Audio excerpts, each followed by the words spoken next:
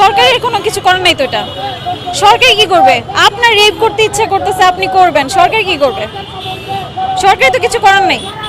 Even দুইটা মেয়ে আমাকে ব্যাড টাচ করছে। ব্যাড টাচ শুধু ছেলেরা করে না, মেয়েরাও করে। মেয়েরা উল্টাপাল্টা জায়গায় হাত দেয়, বুঝছেন? তো কথা হচ্ছে আসলে সব কিছু একটু কমপ্লিকেটেড। বাট আমি জানতে চাই যে রেপগুলো হচ্ছে এগুলোর সত্যতা কতটুকু।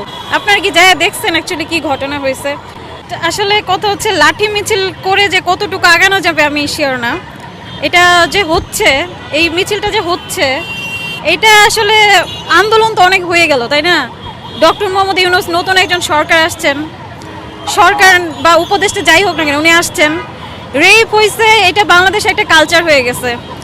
বাট আমি দেখতে চাই কোনটার সত্যতা কতটুকু আসলে।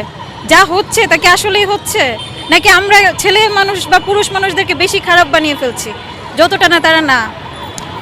তো এটা নিয়ে আমার একটু ঘাপলা লাগতেছে, এটা সত্যি কথা। বাট সবাই ভালো মানুষ।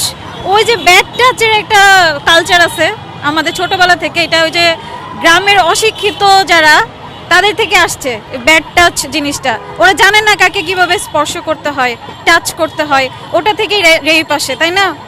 তো আছে খারাপ ছেলে মানুষ। আমি এখানে আসার পরে দুইটা ছেলে তিনটা ছেলে আমাকে, ইভেন দুইটা মেয়ে আমাকে ব্যাড টাচ করছে। ব্যাড টাচ শুধু ছেলেরা করে না, মেয়েরাও করে। মেয়েরা উল্টাপাল্টা জায়গায় হাত দেয়, বুঝছেন?